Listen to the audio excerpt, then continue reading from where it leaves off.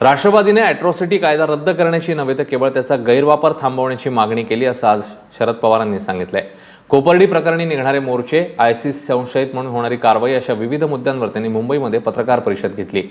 अनेक प्रकरणात स्थानिक राजकीय वादातून अॅट्रॉसिटीचे गुन्हे नोंदवले जातात, त्यामुळे कायद्याची योग्य अंमलबजावणी होते की नाही याची जबाबदारी प्रशासनाने पार पाडावी असं पवारांनी सांगितलंय।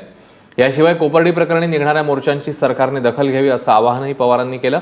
अॅट्रॉसिटी नंतर पवारांनी आयसिस संशयित म्हणून सुरू असणाऱ्या कारवायांवर बोट ठेवलं। संशयित म्हणून कुणालाही तुरुंगात टाकणं चुकीचं आहे असा आरोप पवारांनी केलाय।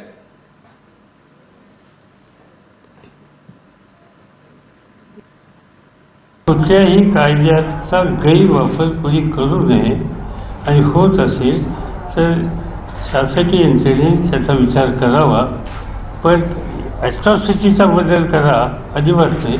अॅट्रॉसिटीच्या कायद्याला मी जेव्हा उस्मानाबादला दलित मुलीच्यावर अत्याचार झाला त्यावेळी त्या ठिकाणी गेलो होतो, माझ्यावर आणखीन काही सहकारी होते। तिथं हा कायद्याला विरोध करणारी काही मतं मांडली काही लोकांनी पत्रकार परिषदेमध्ये। मी स्वतः सांगितलं की हे अशी चर्चा या ठिकाणी घेता येतं, हा पार्लमेंटचा कायदा आहे, हा एक दिलेला अधिकार आहे आणि त्यासंबंधी अशा पद्धतीने बदल करण्याची चर्चा होऊ शकत नाही।